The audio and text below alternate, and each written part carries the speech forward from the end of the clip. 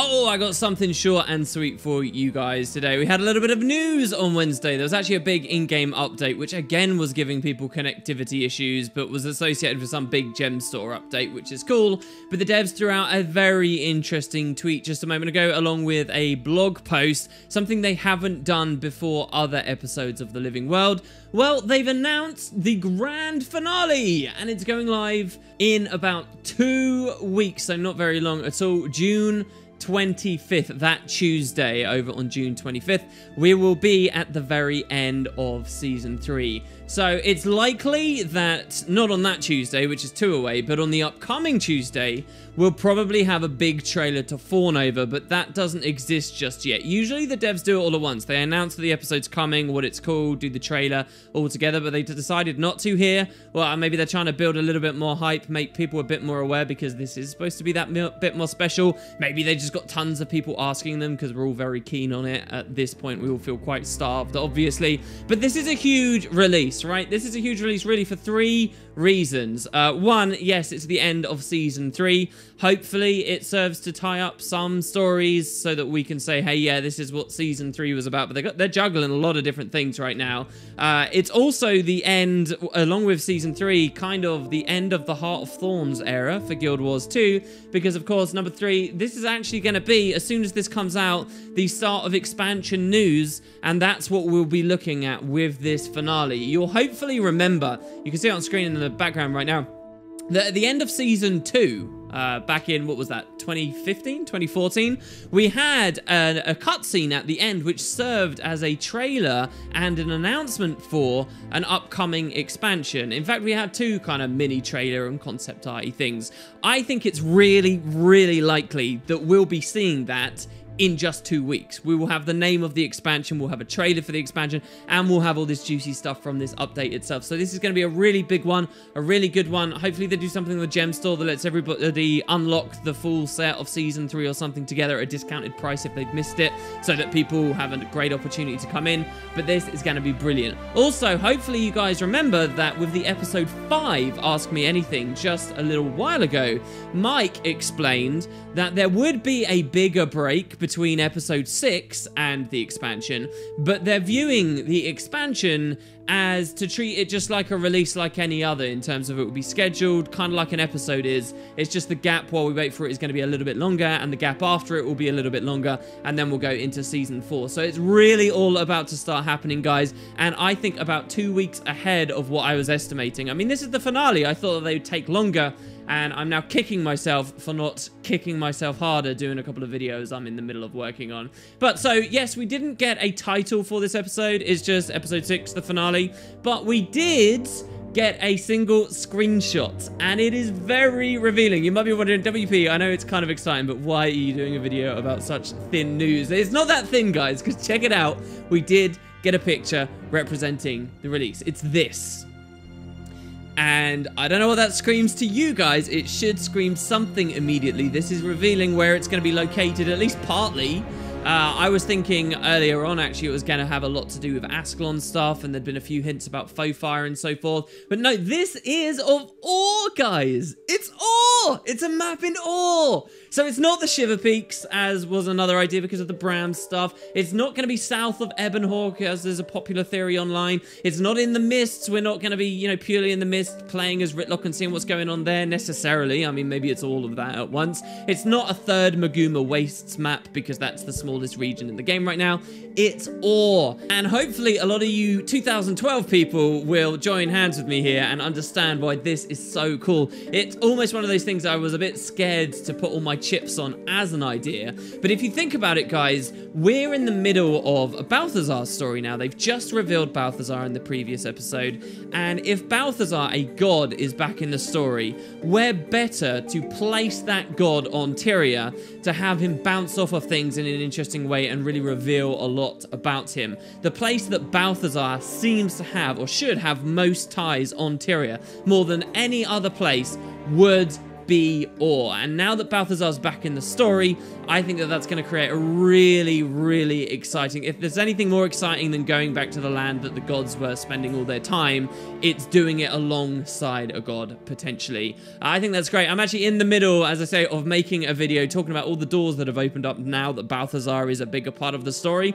And one of them was this idea that hopefully we can come here, and it looks like that's what we're going to be doing. So without going too deep down the rabbit hole of me essentially writing fan fiction on the fly, imagining Balthazar talking about where he used to hang out with Melandra and Dwayna and so forth, instead let's take our attention back to the image here.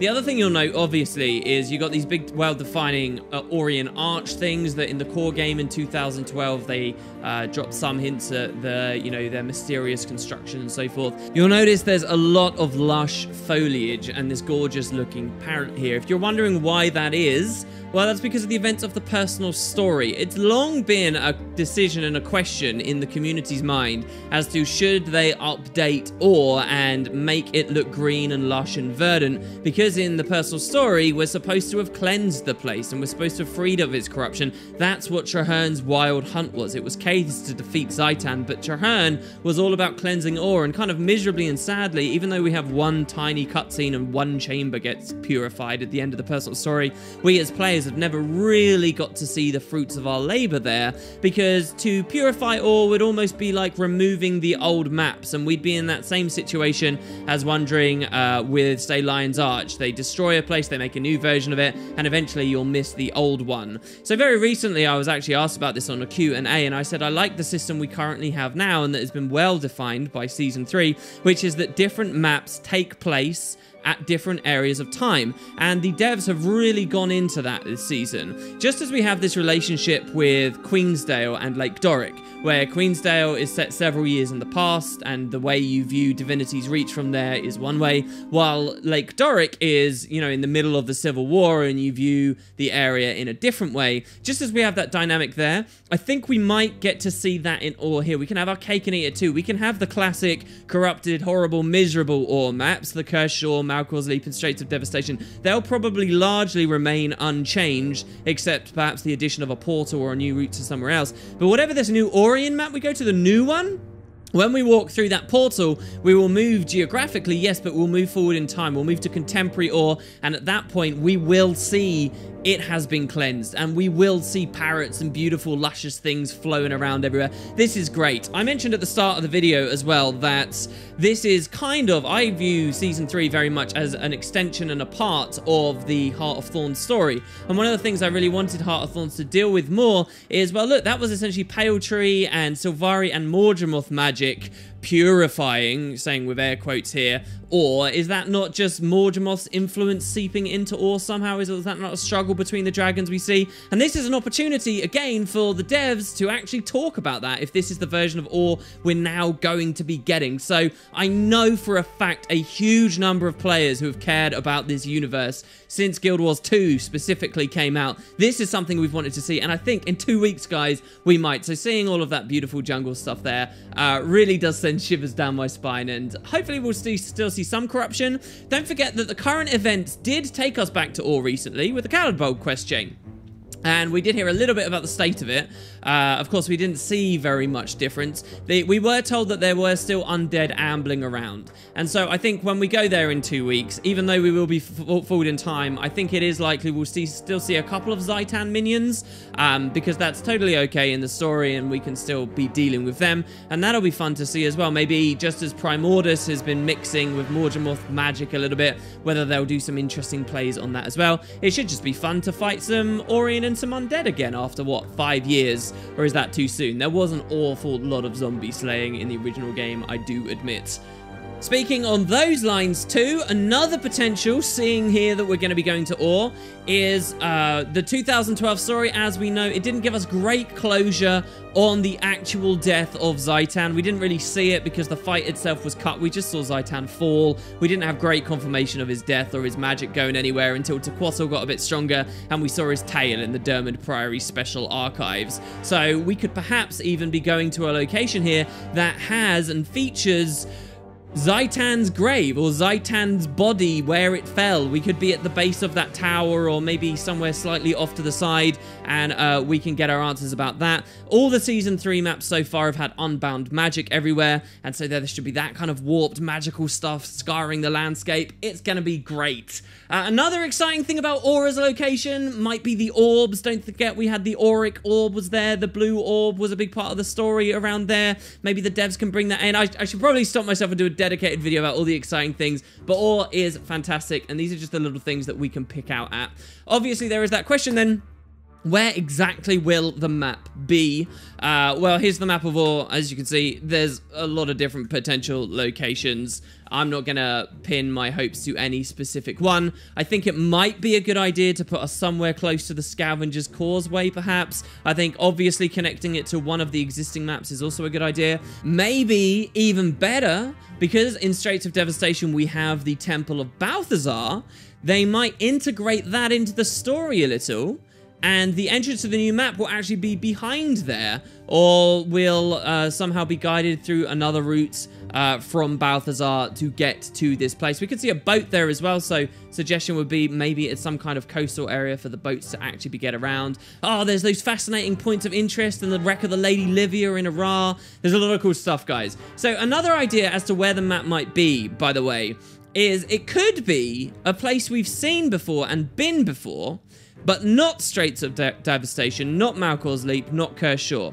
What I'm talking about is Ara, and what I'm talking about specifically is not the dungeon, but Ara story mode, which most players, especially now that it's not easily repeatable, will only see once at the end of their personal stories. So this map, if you guys don't know, is actually a humongous map. It's an enormous map. I'm talking about the map where you're flying around on airships and you're fighting various undead dragons like Ogravos, the Moon Death, and so on.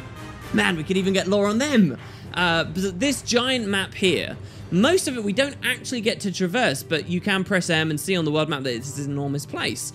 Well, what if the devs actually double up and maybe they take us back to some of those story mode areas, whereas before when we were in the sky with the airships, this time we get to see what's actually going down on the ground, and of course in the future. Hell, I'll do you one even better. How did Season 3 open? It opened with a map that also featured airship stuff and lots of updrafts, and it featured interesting gliding and flying mechanics. What if they combine that all together? It's hard not to look back at the end of the personal story in Guild Wars 2 of today, where we can glide and we have updrafts and we have ley lines and so forth, and think, wow, this airship encounter is so cool, I want to jump off and glide around, I want to play here.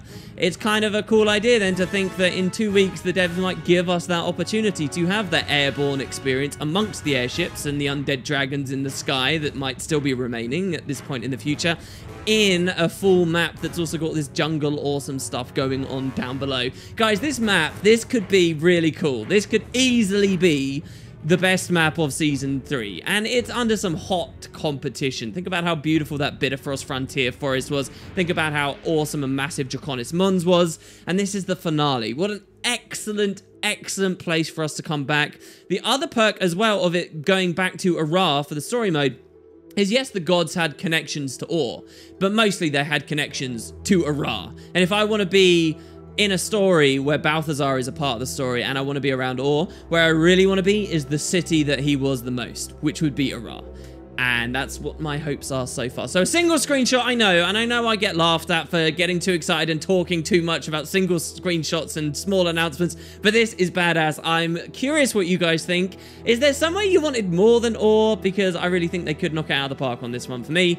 It just depends how they handle the stuff. Another really interesting thing, by the way, 10 months ago, you'll remember I talked about this on a news video, a developer named Barefoot Matthew on Reddit actually responded to a tool that Shaman made, which was a translator for the written Aurian syllables, which are dotted around Aura, I think, or was supposed to be used a little bit, but not that much. And he says, 10 months ago on Reddit, he says, damn, this tool is nice. If we ever go back to Aura, I might have to point to the environment artists so that tool so that they can generate some text to place around. So, he said that 10 months ago. Did the decision to go to Aura come? Did he already know? Was this tongue-in-cheek, this post right here, guys? Did he know?